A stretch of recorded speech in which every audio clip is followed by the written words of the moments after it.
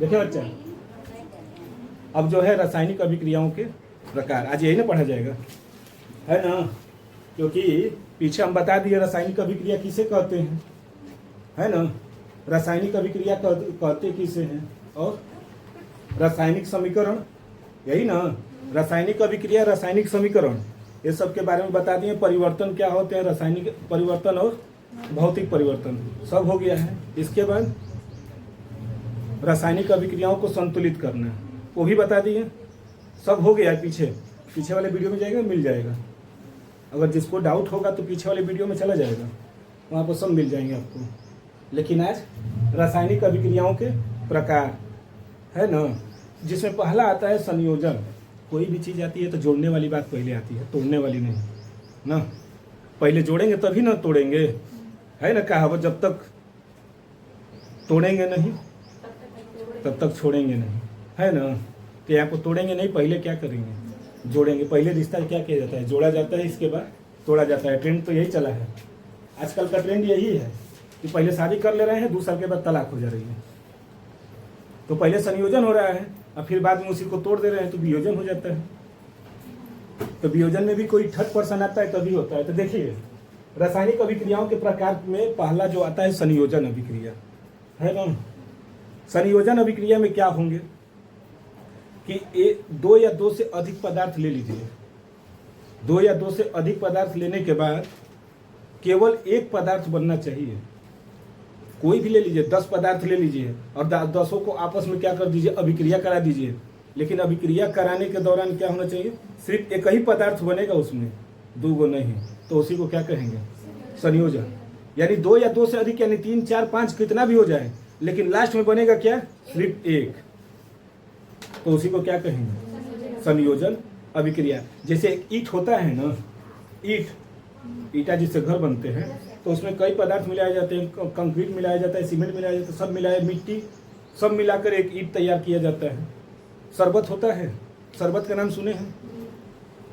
शरबत में क्या मिलाते हैं, जैसा शरबत होगा, नींबू वाला होगा तो नींबू वाला शरबत, लेमन जूस उसी को बोलते हैं ना।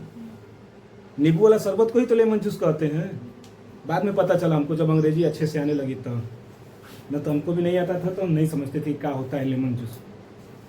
ये सब शहरों में बोला जाता है। हम लोग गांव वाले, हम लोग कहेंगे नींबू वाला शरबत तो नहीं घोर दी, हाँ यही ना जी। तो नींबू में हम लोग क्या डालते हैं, चीनी डालते हैं, नींबू डालते हैं, हल्का सा नमक डालते हैं, और कुछ डालते हैं, पानी।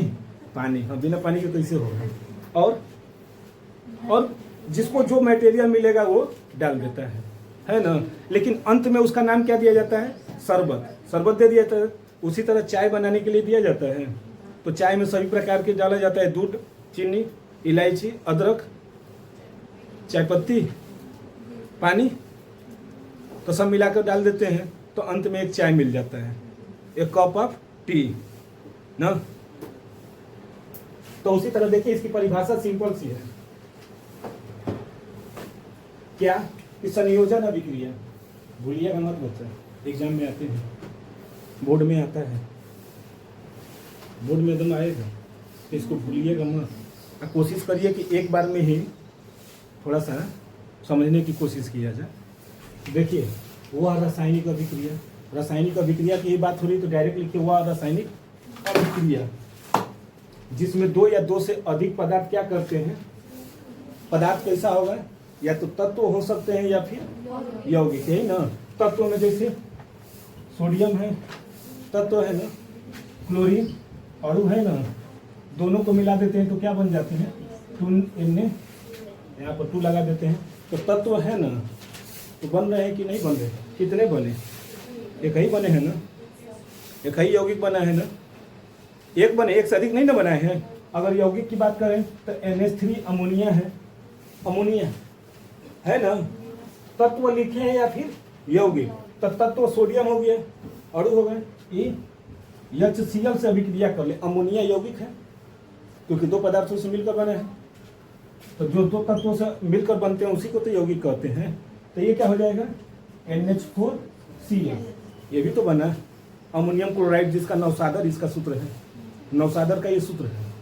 तो वही कहने का मतलब है क्या कि वह रासायनिक अभिक्रिया जिसमें दो या दो से अधिक पदार्थ जिसमें क्या होंगे तत्व हो सकते हैं या फिर यौगिक संयोग करके क्या करते हैं एकल उत्पाद का निर्माण करते हैं। और उस एकल उत्पाद के बाद कोई अन्य उत्पाद क्या होना चाहिए, नहीं बनना चाहिए। अगर बन गया तो वो संयोजन अभिक्रिया नहीं है। संयोजन का मतलब ये है कि जुड़कर एक हो जाना है ना। तो वही कहते हैं इन अभिक्रियाओं में कोई अन्य सह उत्पाद क्या होते हैं, नहीं बनते हैं। वही है जैसे उदाहरण में अमोनिया नाम सुने हैं, कहाँ पाया जाता है शरीर में, शरीर ये जो लीवर है ना, तो अमोनिया नामक जो हम लोग के शरीर में जहरीली चीज़ें बनती हैं उसको सोचिए, वो बायोलॉजी की बात है, लेकिन वो यही क्या करता है यूरिया से के द्वारा हम लोगों को जो है बाहर निकाल देते हैं यूरिनल के द्वारा। तो देखिए अमोनिया क्या है, अमोनिया और हाइड्रोजन क्लोराइड यानी HCl दोनों ही गैसीय यौगिक हैं। दोनों क्या हैं, गैसीय यौगिक। अमोनिया गैस होता है, बदबू भी देता है बहुत ज़्यादा, ये पेशाब में पाया जाता है। जैसे जितने सरकारी हॉस्पिटल के बाथरूम में जाइए एकदम दिमागवा संदेह कर देता है। कभी कभी नहीं होता है कि दरवाज़ा बंद है, बाथरूम किया गया बंद है, खोलेंगे तो एकदम पूरा दिमागवा इससे लगेगा सन। अब चुप, थोड़ी देर के लिए बॉडी एकदम शांत, जैसे लगेगा कि मुंह में कुछ चला गया, कान में कुछ चला गया, आंख में जलन होने लगती है। ऐसे में गए हैं कि नहीं कभी आप लोग? नहीं, हम लोग तो सफ़र किए हैं ना, हम लोग ऐसे सफ़र किए हैं कि क्योंकि पेपर देने जाना रहता है, भीड़ उसी तरह है, ट्रेन में जाएं कैसे, तो ये सब होते रहते हैं अक्सर। तो देखिए दोनों क्या हैं, गैसीय यौगिक हैं। संपर्क में आने पर इनकी परस्पर क्या हो जाती है क्रिया से अमोनियम क्लोराइड क्या होते हैं का सफेद धुआं बनता है, सफेद धुआं बनता है। HCl क्या है, एसिड है, अमोनिया। ये बैठ जाइए, बैठा। तो देखिए, देख बबी तू बहुत लेट कर रही है। माई बाबू भेजा तो पढ़े खातिर के पढ़ लम। देख NH3 अमोनिया और HCl है ना, दोनों को मिला दिए तो क्या बना है NH4Cl। क्या है ये, अमोनियम क्लोराइड है ना। कैसा निकला है, सफेद धुआं, सफेद धुआं निकलता है, बड़ा खतरनाक है। आंख में जलन होने लगेगा, ये आंख और ये सब में ना बहुत ज़्यादा जलन होने लगती है। तो इससे बचना है, अमोनिया से खासकर बचना होता है। इसी तरह देखते हैं दूसरा एग्जाम्पल, कोयले का दहन। पहला एग्जाम्पल तो अमोनिया का है। आप लोग एग्जाम में अगर ये नहीं लिखेंगे तब भी काम चल जाएगा, क्योंकि आपको ये दिखना है। डिफिनीशन आ जाता है कि संयोजन अभिक्रिया कहते किसे हैं, इसका 100 उदाहरण स्पष्टीकरण कीजिए। 100 उदाहरण स्पष्टीकरण करना होगा तो ये पूरा लिखना पड़ेगा, यहाँ तक ये से ये पूरा संयोजन अभिक्रिया हो जाएगा। यहाँ पर अमोनिया है और ये हाइड्रोजन क्लोराइड, क्योंकि हम यहाँ पर लिख दिए हैं। इसी तरह देखिए कोयले का दहन, वही ये भी संयोजन अभिक्रिया होगा। कोयला का क्या सूत्र होता है, C, कार्बन का ही अपर रूप है ना, कार्बन का या ग्रेफाइट इसी के ना है, अपर रूप है ना। कार्बन कहिए या फिर कोयला कहिए या फिर ग्रेफाइट कहिए, तीनों क्या हैं, एक दूसरे के अपर रूप हैं। अपर रूप का मतलब जानते हैं, जैसे नोट है ना गांधी जी का, नोट जो छपते हैं तो 5 वाले नोट पर भी गांधी जी होंगे, 500 नोट वाले पर भी गांधी, उन्हीं का ना रूप है। बस उनकी साइज थोड़ा क्या हो गई, बढ़ गई होगी या फिर घट गई, लेकिन अपर रूप उसी को कहते हैं कि एक से अधिक रूपों में जो पाया जाता है। तो कार्बन है तो कार्बन का क्या होता है C, और इसका क्या करा रहे हैं, दहन। दहन ऑक्सीजन से ही करते हैं, जलाने का काम ऑक्सीजन का है, क्योंकि ये बहुत ज़्यादा क्या करता है, जलाता है, किसी को भी जला देता है। फिर भी ये हमारी क्या है, प्राण प्रिय है, इसके बिना हम लोग जिंदा नहीं रहेंगे। जी लेंगे नहीं जीना होता तो कोरोना काल में सब जी गए होते हैं। ऑक्सीजन के बिना तो कितने लोग चले गए। तो ये कहाँ है? कोयला, जिसको क्या बोल सकते हैं? कार्बन आई ऑक्सीजन आई का हो जाएगा कार्बन। कार्बन 2 है तो डाई। अब तो समझ में आ रहा है ना? आईयूपीएसी हो ही गया है। का है ओ है ना, तो उसको लिख देते हैं कार्बन डाई ऑक्साइड। ओ को होता है तो ऑक्साइड लिख देते हैं, एन होता है तो नाइट्राइट लिखते हैं। जो जैसा रहेगा वैसा उसका नामकरण हो जाता है। इसमें डाउट है संयोजन अभिक्रिया में? नहीं, तब आगे देखा जाए।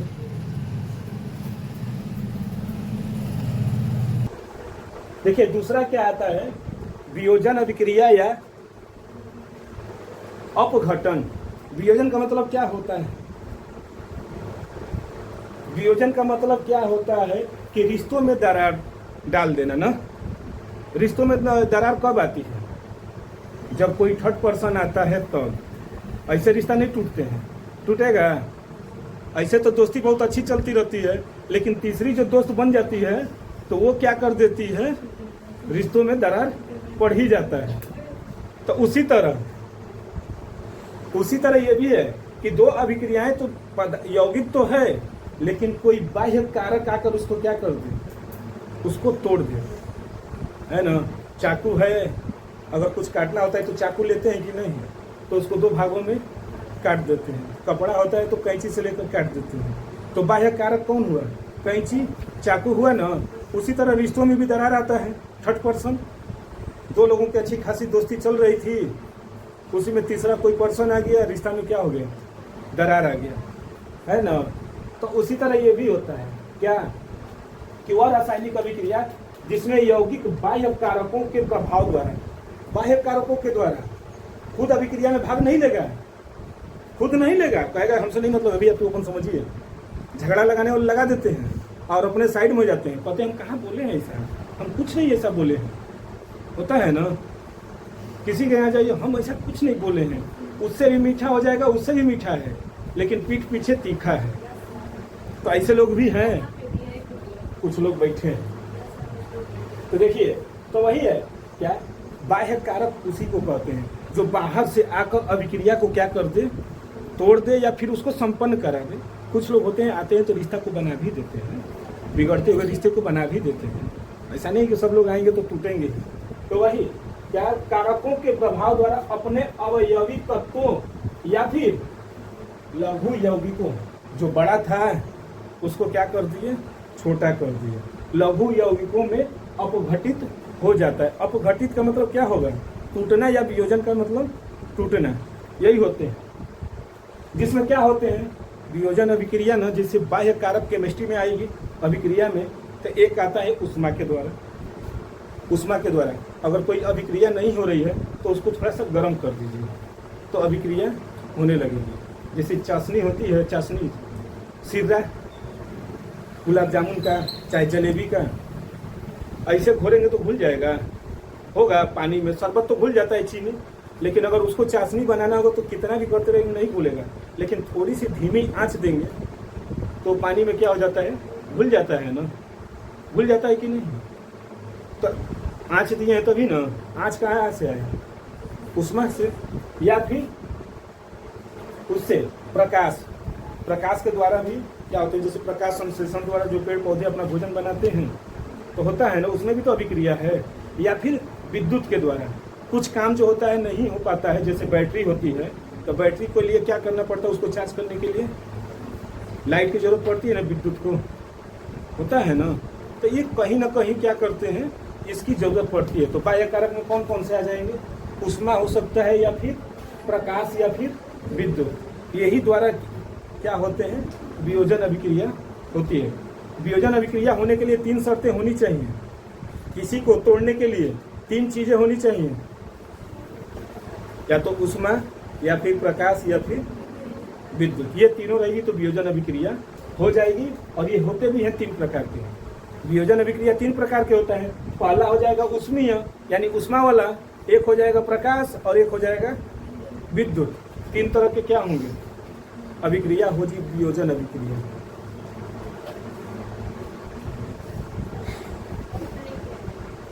ऐसे करिए, नहीं किए हैं तो ऐसे करिए, नहीं करने आता है। अच्छी बात है। देखिए बच्चा, थर्मल डीकम्पोजिशन रिएक्शन कहते किसे हैं? थर्मल डीकम्पोजिशन रिएक्शन, थर्मल मतलब उष्मीय, डीकम्पोजिशन मतलब टूटना, कंपोजिशन मतलब जुड़ना, तो डीकम्पोजिशन टूटना। तो देखिए वह रासायनिक अभिक्रिया जिसमें यौगिक उष्मा द्वारा क्या होते हैं, दो या दो से अधिक सरल पदार्थों में क्या हो जाते हैं, अपघटित हो जाते हैं, उसी को क्या कहते हैं, उष्मीय अपघटन अभिक्रिया कहते हैं, है ना। एग्जाम्पल, जैसे कैल्शियम कार्बोनेट को गर्म करने पर, कैल्शियम कार्बोनेट को गर्म करेंगे तो कैल्शियम ऑक्साइड में टूट जाता है और साथ में निकल जाता है CO2 गैस निकल जाती है। कैल्शियम कार्बोनेट बहुत, वो जो चूना उना होता है ना, तो चूने को अगर पानी में डालेंगे तो क्या होगा, खौलना भी शुरू हो जाता है, उष्मा देता है। जो मोटा वाला चूना आता है, जो पुतैया वाला, घर को पेंट वेंट करते हैं ना, पोतते हैं, तो उसको डाल दीजिए, रात को ले जाकर क्या करते हैं, जो आते हैं मिस्त्री तो क्या करते हैं, ले जाकर रात में उसको टीने वाले में, लोहे वाले बर्तन में डाल देंगे, उसमें पानी, वो अब इतना खौलेगा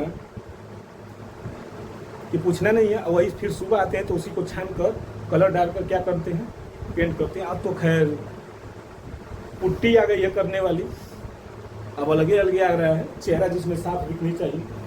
तो देखिए कैल्शियम कार्बोनेट का सूत्र CaCO3, कैल्शियम और कार्बोनेट को कहते हैं CO3। इसका नाम कैल्शियम, किसमें टूटेगा, कैल्शियम ऑक्साइड, है ना, कैल्शियम Ca और ऑक्साइड है तो O होगा ना। जैसे कार्बन डाइऑक्साइड, वहां पर 2 कार्बन था तो डाइऑक्साइड, यहाँ पर ऑक्साइड है तो सिर्फ 1 ऑक्साइड, यानी कैल्शियम ऑक्साइड। और क्या निकलेगा, कार्बन डाइऑक्साइड, कार्बन लिखे और डाई ऑक्साइड यानी 2 ऑक्सीजन, हो गया। क्या कर रहा है, निकल रहा है ना, तो ऊपर का एरो कर देंगे। उसमें से कार्बन डाइऑक्साइड गैस क्या होती है, रिलीज होती है, यानी निकलती है। इसका नाम कैल्शियम ऑक्साइड और ये कार्बन डाई। किसी को दिक्कत है तो बोलिए। ये बच्चिया क्या हो रहा है, मैं वो बर्जल वाला पढ़े थे, पढ़ लो। इसमें दिक्कत है, कहाँ दिक्कत है कहीं तो बताएं कोई, नहीं तो इसका क्या कर दिया जाए, स्क्रीनशॉट ले लिया जाए। कैसे लेंगे, साइड से कि ऐसे, साइड से। देखिए बच्चा, वो उसमें अपघटन हो गया ना, वियोजन अभिक्रिया की। दूसरा आता है प्रकाश के द्वारा, प्रकाश के द्वारा भी अपघटन होते हैं। जैसे वो पहले आता था रील आता था, रील वाला जो कैमरा जो था ना, तो रील उसमें लगे रहते थे। रील को ही बदल गया रील्स में। इंस्टाग्राम पर खूब रील्स देखा जाता है, एक देखेंगे पसंद आएगा, दूसरा का देखेंगे, तीसरा का अच्छा लगता रहता है, स्लाइड करते जाइए, एक से बढ़कर एक रील्स आते हैं। तो वो रील्स की बात नहीं कर रहे हैं, ये फोटोग्राफी वाली जो पहले आता था, वीडियोग्राफी या फोटोग्राफी में आते थे। तो देखिए क्या होता है कि जब वियोजन अभिक्रिया किसके संपन्न होगी, सूर्य के प्रकाश के द्वारा होता है, तो वो क्या कहलाता है, प्रकाश अपघटन अभिक्रिया कहलाती है। जैसे वो एक्सरे होता है ना, तो एक्सरे का जब निकालते हैं ना उसका पूरा, तो भींगा रहता है, तो उसको देखेंगे, ऐसे दबा देंगे और ले जाकर धूप में रख देते हैं। धूप में रख देते हैं सूखने के लिए, कि जो उसका दर्पण, जो जितना उसका फिगर है ना, चित्र है, उस पर क्या हो जाए, छप जाए। उसी तरह पहले के आता था रील, तो उसमें क्या यूज होते थे, जैसे एग्जाम्पल इसका देखना चाहे तो देख सकते हैं। सिल्वर क्लोराइड AgCl2 को जब प्रकाश के द्वारा अभिक्रिया कराया जाता है तो यह सिल्वर और क्लोरीन में क्या हो जाते हैं, अपने अवयवी तत्वों में टूट जाते हैं। यानी ये क्या बन जाता है, Ag, यही क्या बन जाएगा, Cl2, यही बन जाते हैं, है ना। क्या बन जाएंगे, Ag और Cl।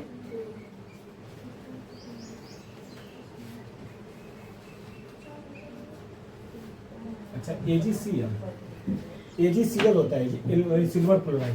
तो ये 2Ag और ये क्या हो जाएंगे, Cl2 हो जाएंगे, है ना। देखिए सिल्वर क्लोराइड का कहाँ यूज होता है, श्याम श्वेत फोटोग्राफी में। श्याम मतलब सफेद, वाइट। श्याम मतलब ब्लैक होता है। श्याम का मतलब क्या होता है, ब्लैक। श्यामपट, हम लोगों के समय में एक आचार्य जी थे, वो कहते थे श्यामपट ले आओ। तो श्यामपट जिस पर लिखते थे हम लोग, आज ना कहते हैं कि बोर्ड है तो ये व्हाइट बोर्ड है, तो एक कहते हैं कि ब्लैक बोर्ड लेकर आओ। अंग्रेजी आ गया, ब्लैक बोर्ड और व्हाइट बोर्ड, लेकिन हम लोगों के समय में बोला जाता था श्यामपट। अब हम लोग पुराने जमाने के लोग, तो श्यामपट का मतलब क्या हो गया, देखिए ब्लैक और white, black and white photography जो आता था, ब्लैक एंड व्हाइट जो रील्स वाला जो आता था, रील डालकर तो उसमें फोटो खींचा जाता था, जिसमें पीछे का जो पर्दा रहेगा वो कैसा रहेगा, ब्लैक रहता था, और हम हैं सफ़ेद, तो हो गया ब्लैक एंड व्हाइट। फोटो आ गया व्हाइट और पीछे वाला जो था वो सब ब्लैक, तो इसीलिए कहा जाता था ब्लैक एंड व्हाइट। पहले के पिक्चरें भी देखिए जो सन 80 से पहले, तो सब ब्लैक एंड व्हाइट पिक्चरें थी। जैसे शोले पिक्चर आया था तो ब्लैक एंड व्हाइट था। वो सब जितने भी सब पिक्चर अब ना आ गया है 4K, कौन सा ज़माना आ गया कि AI का ज़माना आ गया है।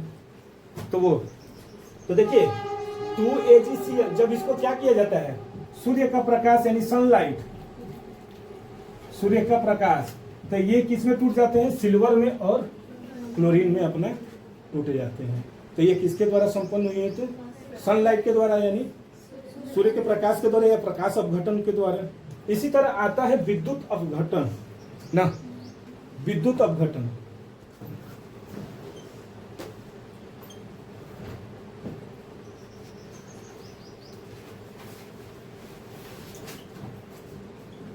इसमें जल भर दे रहे हैं ना, जल भरेंगे लेकिन कैसा होगा, तो एसिड वाला, अम्लीय जल। अब बताइए जल में अगर विद्युत का तार डालेंगे तो क्या होगा, करंट मारेगा ना। हाँ, उसी तरह जब यहाँ पर 2 प्लेट डाला जाएगा ना, प्लेट, तो जब इसमें विद्युत धारा प्रवाहित की जाएगी तो एक क्या होगा, हाइड्रोजन और ऑक्सीजन से मिलकर न बने हैं जल। तो हाइड्रोजन देखिए कि वह अभिक्रिया जिसमें यौगिक के जलीय विलयन या गलित अवस्था में, गलित का मतलब हल्का सा गीला होना चाहिए, सूखा में करंट नहीं प्रवाहित होता है, हल्का सा क्या होगी, नमी रहेगी तभी। गलित अवस्था में विद्युत प्रवाहित करने पर यह 2 या 2 से अधिक क्या हो जाते हैं, सरल पदार्थों में अपघटित हो जाते हैं। क्या कहलाती है, विद्युत अपघटन। और इस प्रक्रम में क्या होते हैं, धनायन कैथोड पर और ऋण आयन एनोड पर। अगर एक को हम क्या कहते हैं, धन आयन, और एक को ऋण आयन, तो धन आयन को क्या बोलते हैं, कैथोड, और ऋण आयन को एनोड। याद कर लीजिएगा, एक को क्या बोलेंगे, कैथोड, तो दूसरे को एनोड। ऋण आयन एनोड और कैथोड धन आयन, यही ना होता है। तो देखिए जब अम्लीय जल में विद्युत धारा प्रवाहित की जाती है, तब जब अम्लीय जल में, जैसे जल का सूत्र क्या होगा, H2O को क्या करते हैं, विद्युत धारा,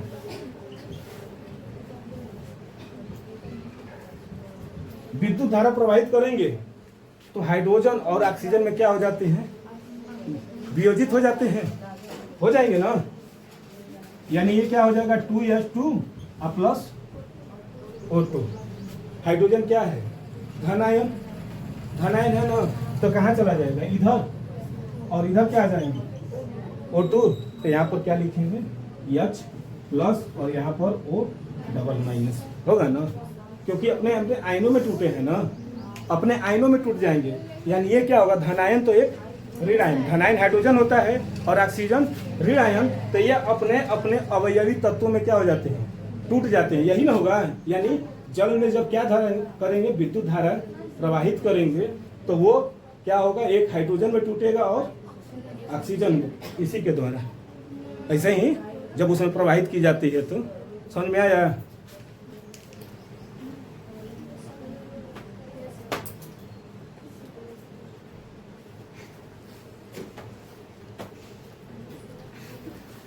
समझ में आ रहा है ना ये बच्चिया?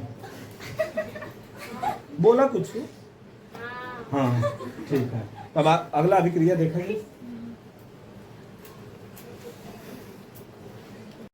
देखिए बच्चा, अगला अभिक्रिया दूसरा था वियोजन अभिक्रिया। 3 प्रकार के हो गए ना, वो तो हो गए। अब आते हैं क्या, विस्थापन या प्रतिस्थापन। विस्थापन जानते हैं क्या होता है, या प्रतिस्थापन? देखिए, डिस्प्लेसमेंट या फिर सब्स्टिट्यूशंस, यानी एक को हटाकर वहां को खुद क्या कर दें, जाकर बैठ जाए, उसी को क्या कहते हैं, प्रतिस्थापन। मैथ में पढ़े होंगे आप लोग प्रतिस्थापन विधि द्वारा द्विघात समीकरण पढ़े हैं ना मैथ में। तो जैसे क्या किया जाता है ना, कि प्रतिस्थापन का मतलब ये होता है कि जैसे यहाँ पर 2 वस्तु हैं, ये और ये तीसरा, 3 है, ये दोनों साथ में हैं, ये दोनों साथ में हो गए, और तीसरा ये यहाँ पर है। ये क्या करे, आकर यहाँ पर और एक को हटाकर अपने ही क्या हो जाए, बैठ जाए, और इनको क्या कर दें, अलग कर दे, उसी को क्या कहते हैं, प्रतिस्थापन या विस्थापन, यानी विस्थापित हो जाना। लेकिन एक शर्त होनी चाहिए। शर्त ये होगा अब ये कि ये एक्टिव होना चाहिए, क्रियाशील होना चाहिए। ये किसी से बातचीत नहीं करेगा तो क्या इनको हटा पाएगा? क्रियाशील, ये एक्टिव है तभी तो इसके साथ है, यानी ये तगड़ा है तभी तो है इनके साथ। ये कमजोर रहेगा तो इनको हटा पाएगा नहीं। तो इनको क्या होना चाहिए, क्रियाशील होनी चाहिए। और ये क्या होनी चाहिए, कम क्रियाशील। जब अधिक क्रियाशील वाला धातु जो होता है या तत्व कम क्रियाशील वाले धातु या तत्वों को हटा दे तो उसी को क्या कहते हैं, प्रतिस्थापन अभिक्रिया। यानी ये आकर क्या हो जाए, यहाँ पर मिल जाए और इनको अलग कर दें, तभी होगा। होता है ना, डिस्प्लेसमेंट का मतलब वही होता है। जैसे क्लास में देखेंगे ना, तो एक बच्चा ऐसा होगा जो सबसे ज़्यादा एक्टिव होगा, जो सबसे बातचीत करता होगा, सबसे कहता होगा ये थोड़ा सा साइड चलो, थोड़ा सा साइड चलो।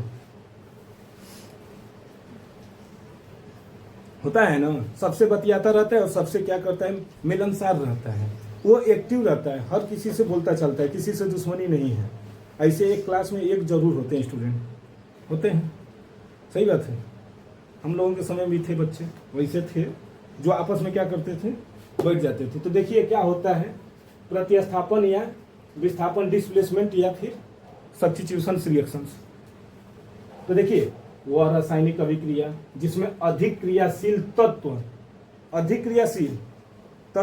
कम क्रियाशील तत्व को क्या कर दे, हटा देता है, उसी को क्या कहते हैं, विस्थापन अभिक्रिया करते हैं।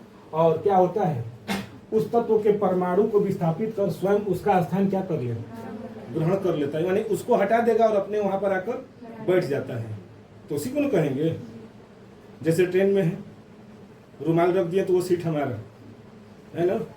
यूपी बिहार वाले यही ना करते हैं, गमछी या रुमाल रख दिए वो सीट हमारी हो गई। ट्रेन में जाते हैं चाहे बस में, रुमाल रखा है तो दूसरा कोई नहीं आकर उससे बैठता है, समझ जाते हैं कि यहाँ पर कोई है जो बैठा है, तो वो क्या हो जाते हैं, प्रतिस्थापित हो जाते हैं। जैसे इसमें 2 प्रकार के होते हैं, विस्थापन अभिक्रिया 2 प्रकार के होते हैं। एक होता है कि एकल और एक होता है उभय या फिर द्विविस्थापन। एक होता है एकल और दूसरा होता है द्विविस्थापन। एकल में क्या होंगे कि इसमें सिर्फ एक तत्व को हटाया जाता है, एक तत्व को हटाकर, माने एक तत्व है दूसरे तत्व को क्या कर दें, हटा दें, उसी को क्या कहते हैं, एकल। सिर्फ एक तत्व। तो क्या है इसका एग्जाम्पल कि आयरन का जानते हैं क्या होता है, लोहा के बारे में देखे हैं ना। लोहा बड़ा क्रियाशील धातु है, जंग हमेशा लगता रहता है, लग जाता है ना, वो हवा से रिएक्शन कर लेता है और जंग लगना शुरू हो जाता है, होता है ना। तो देखिए आयरन जो है कापर से क्या है, अधिक क्रियाशील होने के कारण कॉपर सल्फेट के विलयन से उसको क्या कर देता है, विस्थापित कर देता है। जैसे आयरन का क्या सूत्र होता है, Fe, ये हो गए आयरन। आयरन मतलब लोहा, लोहा, और कॉपर सल्फेट CuSO4 होगा ना, CuSO4 तो क्या करेगा, यहां से इनको, इसके विलयन से इनको हटाकर और अपने जगह ये क्या कर देगा, आकर बैठ जाता है ना। यानी कॉपर को क्या कर देगा, हटा देगा और अपने आकर वहां पर बैठ जाएगा। यानी क्या हो जाएगा, SO4 और ये क्या हो जाएगा, कॉपर को बाहर कर दिया, हुआ ना। तो एक को किया है ना विस्थापित, इसलिए यह क्या है, एकल विस्थापन अभिक्रिया है। एकल विस्थापन अभिक्रिया है। ये क्या है, कॉपर और ये है फिर, इसको फेरस सल्फेट भी बोला जा सकता है या फिर आयरन सल्फेट। आयरन, इसको आयरन सल्फेट, आयरन है ना, और हाई क्या हो जाएंगे, कॉपर हो गए। यानी इसको क्या कर दिया, एक को हटाकर अपने आप खुद आकर बैठ गया। इसके बाद आता है उभय अपघटन अभिक्रिया या फिर द्विविस्थापन अभिक्रिया। उभय का मतलब क्या होता है, दोहरा, दो लोग होते हैं तो उभय बोलते हैं। उभयचर नाम सुने हैं, जो जल में भी रहते हैं और पृथ्वी पर भी रहते हैं। पृथ्वी पर मतलब जमीन पर होते हैं, तो उसी को उभयचर बोलते हैं। तो उसी तरह उभय, तो इसमें क्या होगा, वह अभिक्रिया जिनमें अभिकारक यौगिकों के आयनों या मूलकों के परस्पर विनिमय द्वारा क्या हो, यानी अदला बदली कर लेते हैं। अदला बदली जानते हैं, अदला बदली होता है ना, अदला बदली जानते हैं ना, हाँ जानते होंगे, बहुत अच्छे से दिखाया जाए।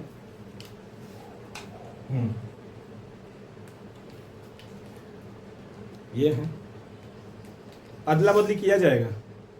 अब शादी ब्याह में वो अलग थोड़ी बात होगी, है ना। जैसे नहीं होते हैं कि दो लोग साथ में रहते हैं, तीसरा थर्ड पर्सन आता है, उससे शादी हो जाता है, ये बेचारा अकेले रह जाता है, तो एकल हो गया।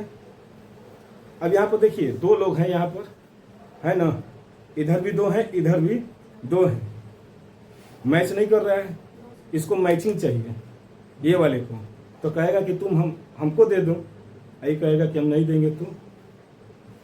तो क्या करेंगे, आयनों का क्या करते हैं, यानी ये वाला इसको दे दे और ये वाला क्या हो जाए, इधर आ जाए, तो हो जाएगा। यानी दोनों ओर से क्या होनी चाहिए, अदला बदली होनी चाहिए। हम अगर 10 रुपया दे रहे हैं तो आप भी 10 रुपया देंगे, तभी हम रिएक्शन करेंगे, ना तो नहीं करेंगे। आज हम आपको खिला दिए हैं, कल आप वही हमको खिलाएंगे, तभी ना होगा रिएक्शन। कि अकेले में बस आप खाते रहिए और हम देखते रहें। आज हम खिला दिए गोलगप्पा, कल आप अकेले खाती रहेंगे, तो देख कर ठीक है कोई बात नहीं, कल भेंट होगा ना, इंतकाम लिया जाएगा ना, इंतकाम लिया जाएगा, एकदम दिखा कर एकदम खाएंगे बैठ कर। ले देख, जैसे वो कहानी है ना कौवा का और हंस का, जो अपने खाने पर दावत में बुलाता है ना, कि दावत में बुलाता है कौवा हंस को और खीर बनाता है, और कटोरी में क्या कर देता है, ऐसे ही प्लेट में रख देता है। कौवा क्या करता है, खीर को उसमें दे देता है प्लेट में। अब हंस का चोंच ऐसा ही बड़ा है, खा नहीं पाता है, और कौवा पूरा खीर क्या कर लेता है, चट कर जाता है। होता है ना, सुने हैं कहानी। अब फिर वही कहता है कि ठीक है, अब हंस को तो बुरा लगा, लेकिन हंस कहाँ, चतुर आदमी, कौवा कौवा होता है, हंस हंस होता है। हंस कहा ठीक है, आज तुम खिलाए हो, हमारा पेट बहुत अच्छे से भर गया, कल तुम आना मेरे घर, हम तुमको खिलाएंगे। वो जाता है, कौवा खुश हो जाता है कि कल भी इसी तरह हम भी खा जाएंगे। वो गया, अब क्या किया, इधर हंस खीर को सुराही में रख दिया। खीर को सुराही में वो तो खाता गया, हंस कौवा इधर काँव काँव करता रहा, और वो खीर खाकर सपासट हो गया। अब सुराही में तो उसका मुंह चला जाएगा ना, कौवा का नहीं जा पाएगा। तो यही है, कर्मा रिटर्न है, जैसा कर्म करेंगे वैसा ही पाएंगे, भूलिएगा मत। कर्म जो करेंगे वही मिलेगा, धीरे धीरे पढ़ेंगे तभी नंबर अच्छे आएंगे, नहीं तो फिर तो तो देखिए वह तो वही क्या करता है, विनिमय का मतलब होता है अदला बदली। अदला बदली कर देंगे तो क्या हो जाएंगे, द्विविस्थापन अभिक्रिया हो जाएगी। जैसे कोई एक ले लेते हैं यौगिक, कौन सा ले लें, सोडियम सल्फेट Na2SO4, इसका नाम होता है सोडियम सल्फेट।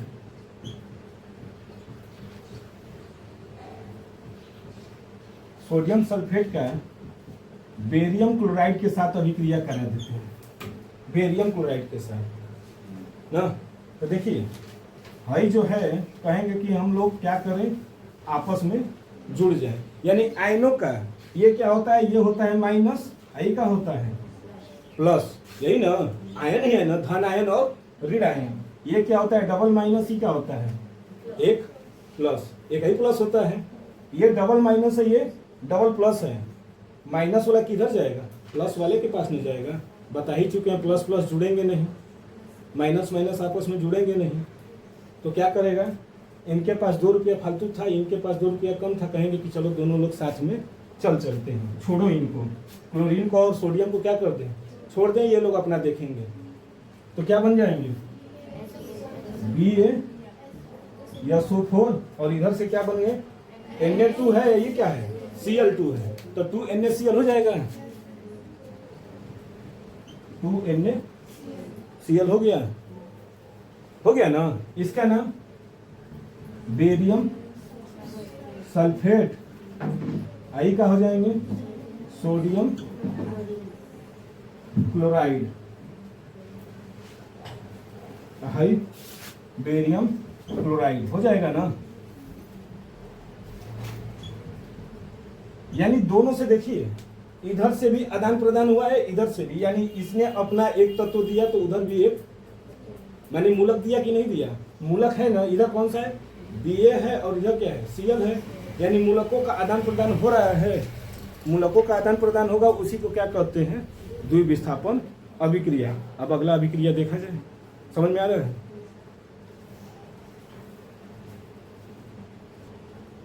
देखिए अब अगली अभिक्रिया, देखिए अभिक्रिया तो कई देखे होंगे। एक आता है कि उष्मा देना और लेना, ये भी एक अभिक्रिया है। खाना बनाते हैं ना तो उष्मा देता है, जैसे चूल्हा पर हम लोग खाना बनाते हैं तो उष्मा मिलता है, तभी तो हमको खाना मिलता है।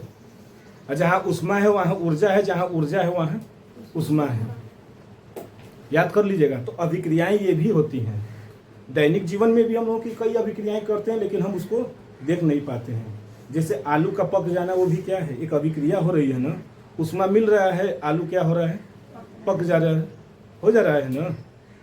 तो सब, तो वही कहने का मतलब है कि इसमें भी क्या होते हैं, एक आता है उष्मा छेपी और एक आता है उष्मा शोषी। 2 तरह की अभिक्रियाएं होती हैं। एक उष्मा को क्या कर लेगा, ले लेगा, और एक उष्मा को क्या करेगा, दे देगा। जो लेगा अवशोषित, जो लेगा अवशोषित यानी उष्मा शोषी कहलाएगा। जो उष्मा का क्या करेगा, शोषण करेगा, उसे क्या बोलेंगे, उष्मा शोषी। और जो उष्मा निकालेगा, उष्मा छेपी। छेपी का मतलब हम बाहर निकाल दिए, छोड़ दिए, हमको नहीं चाहिए, है ना। तो देखिए एक्सोथर्मिक रिएक्शंस, वह रासायनिक अभिक्रिया जिनमें उष्मा क्या होती है, निर्मुक्त होती है, यानी निकलती हैं। निर्मुक्त का मतलब निकलती हैं, उष्मा जिसमें से निकलेगा उसी को क्या कहेंगे, उष्मा छेपी अभिक्रिया। इसमें उष्मा की मात्रा को उत्पादों की ओर क्या लिखते हैं, धन चिन्ह के साथ दर्शाया जाता है। यानी दे रहा है ना, उष्मा निकाल रहा है ना, तो उसको क्या करेंगे, धन के साथ लिखेंगे। जो देता है उसे धनायन बोलते हैं ना, तो उष्मा भी तो दे रहा है कुछ, तो इसमें भी क्या लिखेंगे, धनायन। और किधर, उत्पाद की तरह, क्योंकि पहले ही तो देगा नहीं ना। हम अगर देंगे तो कब देंगे, जब आपकी जरूरत होगी तब, और उसको दिखाएंगे भी कि हम आपको इतना दे रहे हैं, लिखते हैं ना। तो उसी तरह देखिए, जैसे ग्रेफाइट, ग्रेफाइट क्या है, कार्बन का एक अपर रूप है। ग्रेफाइट जो है कार्बन का एक अपर रूप है, अपर रूप बता ही चुके हैं। तो यानी ग्रेफाइट का क्या सूत्र होगा, सी होगा ना, जिसको हम लोग कार्बन भी कहते हैं। को जलाने पर, इसको जला दें वायु के साथ यानी ऑक्सीजन के साथ, तो क्या मिलते हैं, CO2। CO2 तो मिलेगा, लेकिन साथ में 94, देखिए 94 किलो कैलोरी, 94 किलो कैलोरी उसमें क्या होता है, निर्मुक्त होती है। किलो कैलोरी उसमें क्या होता है, निकलता है। समझ रहे हैं?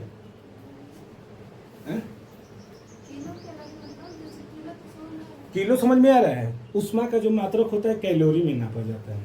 जैसे दूरी का मात्रक मीटर, द्रव्यमान का मात्रक केजी, है ना? उसी तरह उष्मा का जो मात्रक होता है उसे कैलोरी में। आप लोग देखिएगा, वो जो दूध में डालकर पीने वाला होता है, तो हॉर्लिक्स, बॉर्नविटा, तो उस पर लिखा रहता है कि इतने कैलोरी, CAL लिखा रहेगा, मॉर्निंग CAL लिखा रहता है ऐसे, या के ऐसे दे देगा, किलो कैलोरी दिया रहता है। बिस्किट में भी दिया रहेगा। जहाँ जो खाने वाली चीज़ें हैं ना, तो उससे हमको एनर्जी मिलेगी, यानी उष्मा मिलेगा, तो उसको किससे नापते हैं, तो कैलोरी से। तो ये क्या हो जाएंगे, एक तो मिले हैं, ग्रेफाइट को क्या किए हैं, वायु में जलाए हैं, तो CO2 तो मिल रहे हैं, लेकिन साथ में 94 किलो कैलोरी क्या हो रही है, उष्मा मुक्त हो रही है, निकल रही है ना? तो उसी को क्या कहेंगे, उष्मा क्षेपी अभिक्रिया है। ऐसे बस कोई बात है? हाँ, देखिए दूसरा आता है उष्मा शोषी अभिक्रिया ना। उष्मा शोषी यानी अब क्या करेगा, उष्मा को अवशोषित करेगा। और जब अवशोषित करेगा तो ये जो धनायन लिखे थे, क्या लिखेंगे अब, ऋणायन लिख देंगे ना। काम वही, सिर्फ यहाँ पर क्या कर देंगे, ऋणायन लिख देंगे। जैसे वे रासायनिक अभिक्रिया जिनमें उष्मा का क्या होता है, अवशोषण होता है। अवशोषण होता है, उसी को क्या कहेंगे, उष्मा शोषी। लेकिन उष्मा का अवशोषित कब करेगा, निम्न ताप पर कर पाएगा, कम ताप पर उष्मा ले पाएंगे। जब मौसम ठंडी रहती है तो क्या हम उष्मा लेते हैं, नहीं, जस का तस नॉर्मली रहता है, होता है ना। यही अगर तेज हो जाए तो निकालना पड़ता है शरीर से, बॉडी के टेम्परेचर से।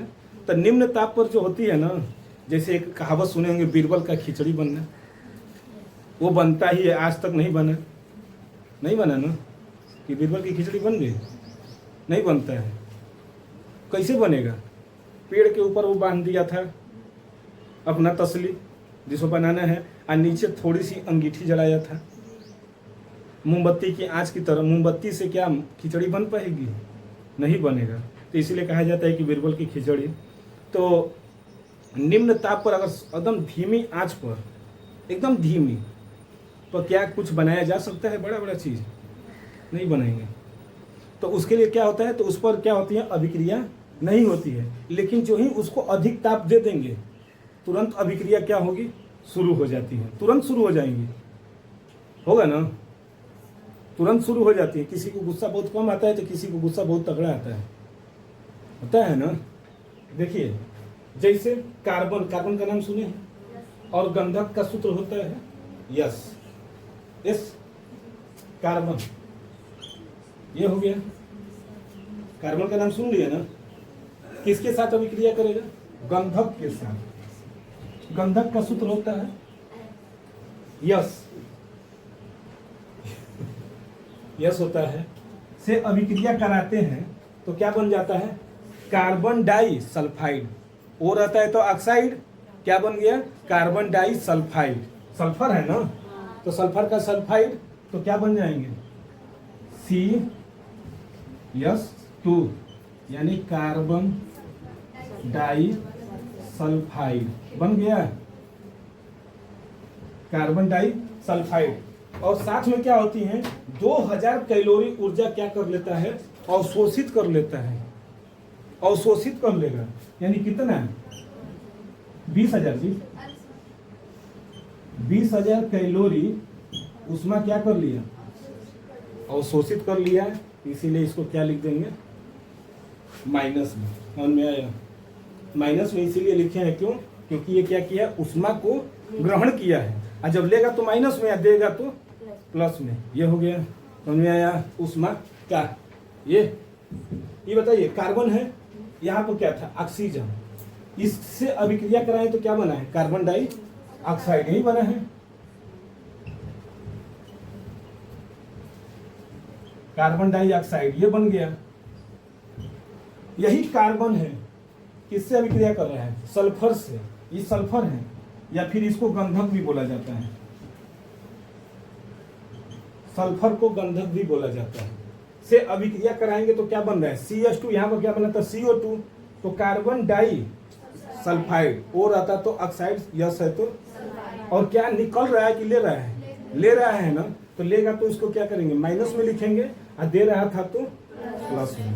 यही तो है, यानी देगा तो प्लस और लेगा तो माइनस। लेगा तो उष्मा शोषी और देगा तो उष्मा क्षेपी, है ना।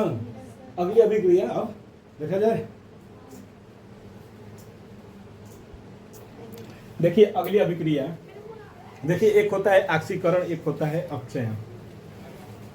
यहाँ पर दो रिएक्शन मिल रहे हैं, एक है उष्मा शोषी, एक है उष्मा क्षेपी। उसी तरह एक होता है ऑक्सीकरण और एक होता है अपचयन। एक होता है ऑक्सीजन का योग होता है और एक में होता है हाइड्रोजन का योग होता है। यानी एक क्या करेगा? इलेक्ट्रॉन देगा, तो दूसरा क्या करेगा? इलेक्ट्रॉन लेगा। जो देगा ऑक्सीकरण और जो लेगा अपचयन। बस सिंपल सी परिभाषा है। ऑक्सीकरण अभिक्रिया वह अभिक्रिया है जो इलेक्ट्रॉन क्या करता है?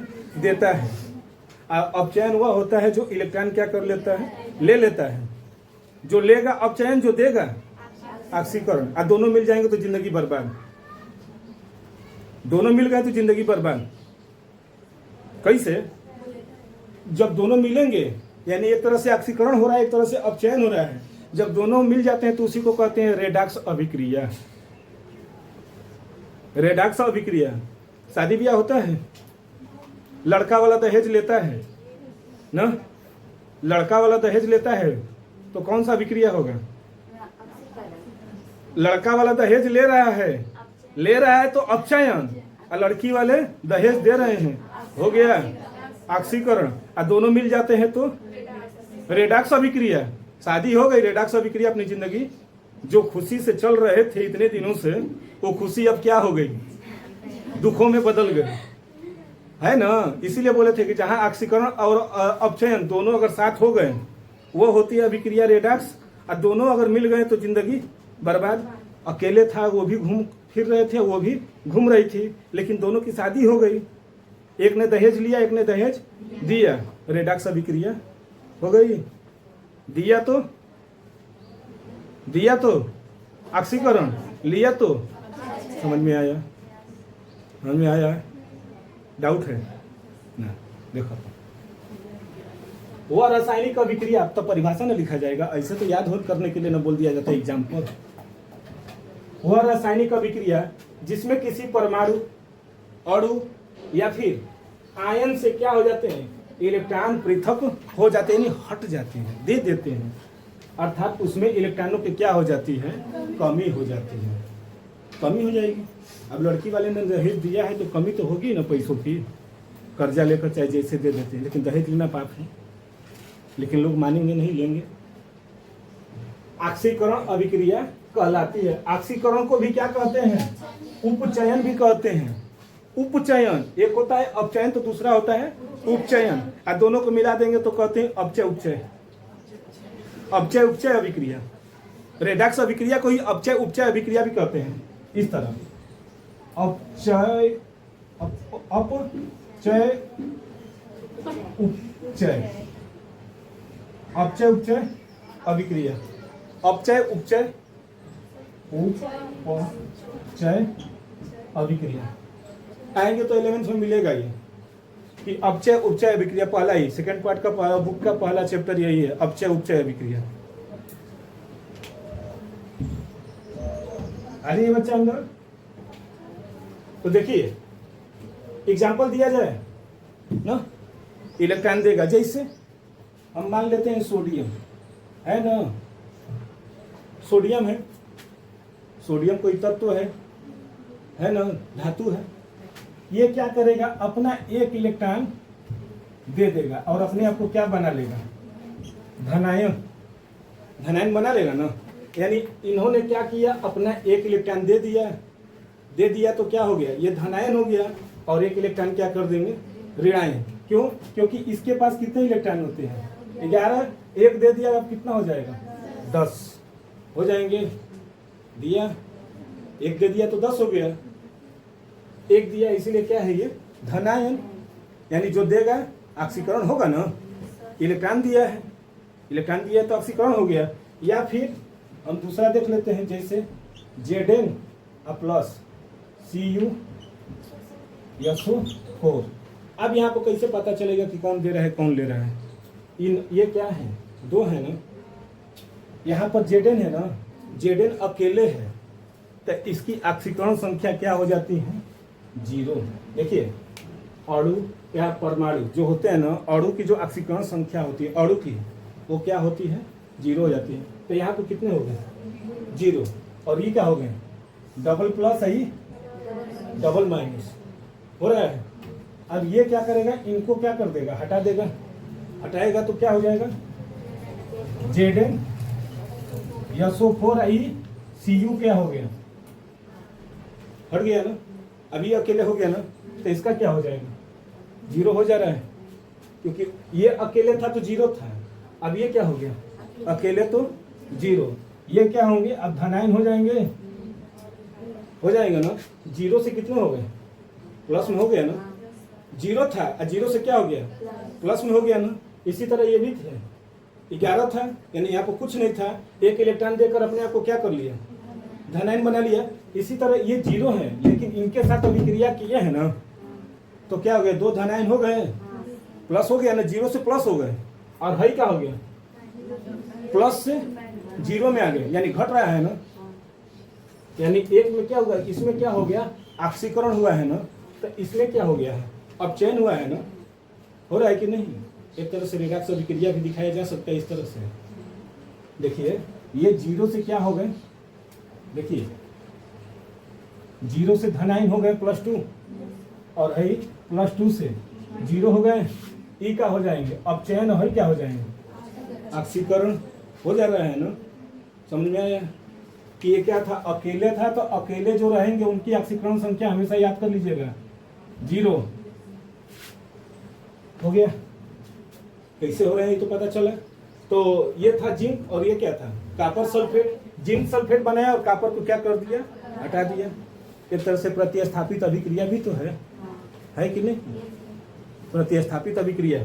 उसी तरह ये कौन सा अपचयन अभिक्रिया, तो अपचयन अभिक्रिया की भी वही परिभाषा की वह रासायनिक अभिक्रिया जिसमें कोई परमाणु अणु या आयन इलेक्ट्रॉन को क्या कर लेते हैं ग्रहण कर लेते हैं, तो उसी को क्या कहते हैं अपचयन अभिक्रिया। जैसे ऊपर आई सोडियम धन आयन लिखे हैं ना, सोडियम धन आयन ये दिया था तो धनायन बना था, अब कहेगा हम नहीं देंगे, अब हमारा वापस करिए, जो हम दिए थे अब क्या करिए आप हमारा वापस करिए।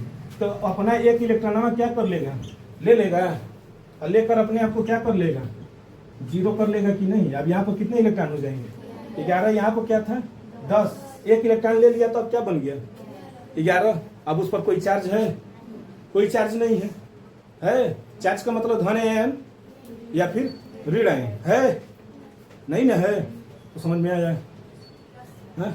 इसी तरह यहाँ पर ZnO प्लस C हो रहा है। देखिए Zn अब क्या करेगा हट जाएगा और ये दोनों आपस में क्या हो जाएंगे जुड़ जाएंगे। यहाँ पर Zn पर कितने धन आयन है 2 और ये 2 माइनस, जब ये अलग होगा तो ये क्या हो जाएगा 0 और ये यानी क्या बन जाएगा कार्बन मोनोऑक्साइड, और ये Zn को बाहर कर दिया, इन पर 0 था तो अब वहां पर जाकर मिल गया कि नहीं, कार्बन मोनोऑक्साइड और क्या बन गया जिंक हो रहे हैं ना। यानी ये प्लस से क्या हो गया अब 0 हो गया ना, 0 हो गया, आई 0 से प्लस में आ गए ना, आया समझ में। ऑक्सीडेशन और रिडक्शन कैसे हो रहे हैं। अगर एग्जाम में कहीं से भी दिक्कत होगी तो सिर्फ आप ये लिख देंगे तब भी आपका सही है, ये चाहिए। और भी किताब में बहुत एग्जाम्पल मिलेंगे, तो बिना अभ्यास का तो कोई काम होगा नहीं, है ना। रट कर कितने दिन तक रहेंगे। ज्ञान जरूरी न है, ज्ञान जरूरी है न कि टॉपर होना। ज्ञान न रहे ना और हम टॉपर हो जाएं कोई फायदा। वो बच्ची कहती है, सिद्धि कहती है, क्या कहती है कि हमको टॉप नहीं करना है, ज्ञान होना चाहिए। 3 इडियट में यही ना बोलता है, 3 इडियट में यही बोलते हैं, क्या बोलते हैं कि ज्ञान के पीछे भागो, है ना। तो ज्ञान रहेगा तभी काम चलेगा। तब आगे देखा जाए अभिक्रिया कौन सा, दोनों का मिला दिया जाए ना, एक ऑक्सीकरण और एक अपचयन, जब दोनों को मिलाएंगे तो वही क्या हो जाते हैं, रेडॉक्स अभिक्रिया। देखा जाए अब अगली अभिक्रिया है ऑक्सीकरण और अपचयन अभिक्रिया। देखिए क्या होता है ऑक्सीकरण और अपचयन अभिक्रिया, जैसे कि अभी बताएं ऑक्सीकरण अभिक्रिया और अपचयन अभिक्रिया। अब इन दोनों को मिलाकर क्या होते हैं, ऑक्सीकरण अपचयन अभिक्रिया कहलाती है। जिसे क्या होते हैं, एक में क्या होगा, किसी पदार्थ का ऑक्सीकरण होगा तो दूसरे का क्या होगा, अपचयन होगा। अर्थात एक में इलेक्ट्रॉन की क्या होगी, हानि होगी, तो एक में इलेक्ट्रॉन की क्या होगी, वृद्धि होगी। अर्थात एक क्या करेगा, इलेक्ट्रॉन देगा तो दूसरा इलेक्ट्रॉन ग्रहण करता है। यही क्या कहलाती है, ऑक्सीकरण अभिक्रिया कहलाती है, या इसको फिर क्या बोलते हैं, रेडॉक्स अभिक्रिया। देखिए क्या है परिभाषा इसकी, कि वह रासायनिक अभिक्रिया, वह रासायनिक अभिक्रिया जिसमें एक पदार्थ से इलेक्ट्रॉन की हानि होती है तथा दूसरा पदार्थ क्या करता है, उसी समय साथ साथ इलेक्ट्रॉन का ग्रहण करता है, उसे क्या बोलते हैं, ऑक्सीकरण अभिक्रिया बोलते हैं या फिर रेडॉक्स अभिक्रिया बोलते हैं। वही है ना बच्चा। देखिए क्या है, क्योंकि हम ऑक्सीकरण अभिक्रिया बता ही दिए और अपचयन अभिक्रिया। अब क्या बताना था, तो इन दोनों को मिलाकर क्या हो जाते हैं, ऑक्सीकरण अभिक्रिया होती है। तो वही क्या कि वह रासायनिक अभिक्रिया जिसमें एक पदार्थ से इलेक्ट्रॉन की हानि तथा दूसरे पदार्थ द्वारा इलेक्ट्रॉन का ग्रहण साथ साथ होना चाहिए, यानी दोनों क्या होने चाहिए, साथ साथ। अगर एक इलेक्ट्रॉन दे रहा है तो दूसरा उसी रिएक्शन में क्या करेगा, इलेक्ट्रॉन ग्रहण करेगा, तभी क्या होगा, अभिक्रिया संपन्न होगी। उसी को क्या कहेंगे, रेडॉक्स अभिक्रिया। अर्थात एक में ऑक्सीकरण और दूसरे में अपचयन होने चाहिए। तो इसका रिएक्शन देखते हैं। देखिए Zn प्लस CuSO4, देखिए इसका रिएक्शन करेंगे, जिंक धातु का कॉपर सल्फेट विलयन के साथ अभिक्रिया करेंगे तो क्या हो जाएंगे, जिंक सल्फेट बना लेगा और क्या बना लेगा, कॉपर। कॉपर को क्या कर देगा, विस्थापित कर देगा।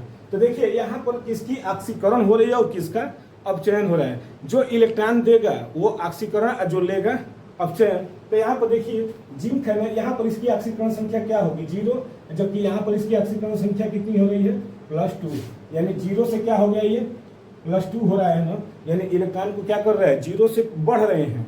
तो इसका क्या होगा, ऑक्सीकरण होगा। जबकि ये क्या है, प्लस था और ये डबल माइनस, इसका क्या हो गया, ये 0, यानी ये प्लस से क्या हो गए, 0 हो गए, यही ना। तो इसका क्या होगा, जिंक का तो ऑक्सीकरण हो गया और इसका कॉपर का क्या हो जाएगा, अपचयन। देखिए यानी जिंक जो था ये अपना 2 इलेक्ट्रॉन क्या कर दिया, दे दिया, किसको दे दिया, तो कॉपर सल्फेट विलयन में, जहां से कॉपर सल्फेट विलयन क्या हो गया, कॉपर जो है वहां से विस्थापित हो गया। तो हुआ, तो वही है क्या कि जिंक क्या हो जाएंगे, ऑक्सीकरण हो जाएगा, जबकि कॉपर का क्या हो जाता है, अपचयन हो जाता है। ऐसे ही अभिक्रियाएं क्या होती हैं, एग्जाम में आते हैं और इम्पोर्टेंट भी है। देखिए अब क्या आते हैं ना कि ऑक्सीकरण अभिक्रियाओं के दैनिक जीवन में प्रभाव, देखिए बहुत प्रभाव है। ऑक्सीकरण जो अभिक्रिया होती है यानी ऑक्सीजन से योग करना, वही ऑक्सीकरण अभिक्रिया कहलाती है। यानी ऑक्सीजन का जो ऑक्सीकरण का जो है हम लोग के दैनिक जीवन में क्या प्रभाव है, अब उसको भी देख लेते हैं।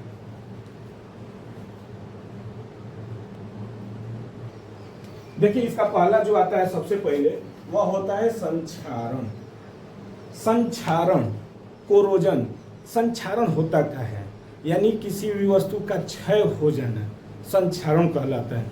लेकिन क्षय कैसे होगा, क्षय मतलब क्षति पहुंचना, लेकिन किसके कारण, तो हवा में जो है ऑक्सीजन से जब संपर्क में आता है तो वस्तु क्या हो जाए, उसका क्षय हो जाए यानी संक्षारित हो जाए, उसी को क्या कहते हैं, संक्षारण कहते हैं। देखिए वह अभिक्रिया, यह भी क्या है, अभिक्रिया ही है ना, जो धीरे धीरे क्या करता है, हवा के साथ रिएक्शन करता है और धीरे धीरे उसको क्या कर देता है, नष्ट कर देता है। तो वही है कि वह अभिक्रिया जिसमें धातु वायु की ऑक्सीजन, नमी या अन्य रसायनों से धीमी अभिक्रिया द्वारा, ये नहीं है कि इसको तुरंत मिल जाते हैं अभिक्रिया, जो संचारित होती है तो कुछ समय लगते हैं, धीरे धीरे इसकी अभिक्रियाएं होती हैं, तो क्या होते हैं, धीमी अभिक्रिया द्वारा धीरे धीरे नष्ट हो जाती हैं, संक्षारण कहलाती हैं। देखिए वही है, जैसे कोई लोहा है, उसको हवा में यानी खुले में रख दीजिए तो वो खुले में नमी के कारण क्या हो जाएगा, उस पर जंग लग जाते हैं। या चांदी का जो है आभूषण बनते हैं तो धीरे धीरे क्या हो जाते हैं, उस पर काली परत जम जाती हैं। तो वो सब क्या होते हैं, इसकी एग्जाम्पल है। जैसे लोहे पर जंग लगना, चांदी के आभूषणों पर काली परत का जमना आदि क्या होते हैं, संक्षारण के उदाहरण हैं। और इसको बचाया भी जा सकता है। देखिए जंग को लगने के लिए क्या किया जाता है, दैनिक जीवन में हम लोग उस पर पेंट कर देते हैं, यानी जो संक्षारण के लिए, यानी संक्षारित वस्तुओं जो खराब होने वाली हैं,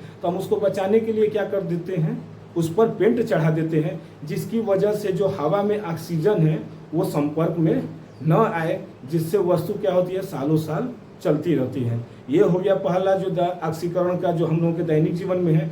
आइए अब दूसरा देखते हैं। देखिए दूसरा जो है विकृत गंधिता।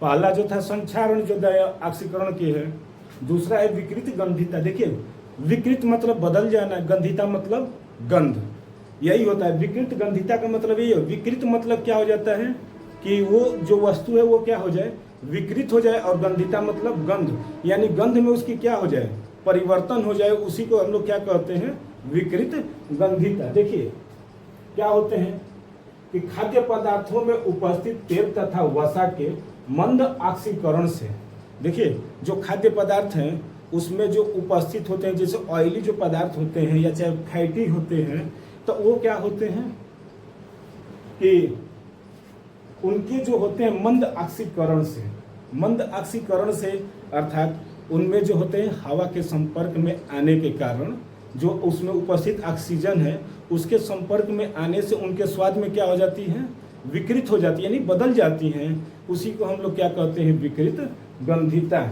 और देखिए कैसे कि खाद्य पदार्थों में उपस्थित तेल तथा वसा के मंद ऑक्सीकरण से उनके स्वाद तथा गंध का बदल जाना, स्वाद भी बदलेगा और साथ में क्या बदल जाते हैं, उसके गंध, तो उसी को क्या बोलते हैं, विकृत गंधिता बोलते हैं।